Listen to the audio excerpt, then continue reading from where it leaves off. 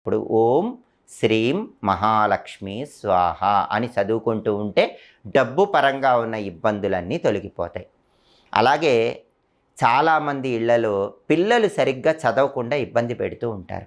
పిల్లలు బాగా చదువుకోవాలంటే తల్లిదండ్రులు ప్రతి ఆదివారము కూడా ఒక గ్లాసులో నీళ్లు తీసుకొని ఆ నీళ్ల మీద అరచెయ్యి ఉంచి ఓం ఐం వాణ్యై స్వాహ అనే మంత్రాన్ని 108 సార్లు చదివి ఆ నీళ్లు మీ పిల్లల చేత తాగించండి. ఇలా 4 ఆదివారాలు చేస్తే పిల్లలకి చదువు పట్ల ఆసక్తి పెరుగుతుంది.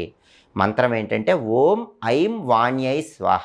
ఎప్పుడు చదవాలంటే ఆదివారం ఉదయం పూట స్నానం చేసి గ్లాసులో నీళ్ళ మీద చేయబెట్టి 108 సార్లు తల్లి కానీ తండ్రి కానీ చదివి ఆ మంత్రించిన నీళ్లు మీ పిల్లల చేత తాగించండి. 4 ఆదివారాలు చేస్తే మీ పిల్లలు బాగా చదువుతారు. చదువు మీద శ్రద్ధ పెరుగుతుంది. అలాగే ప్రతి ఇంట్లో ఉన్నటువంటి సమస్య పిల్లలు చెప్పిన మాట వినకపోవటం.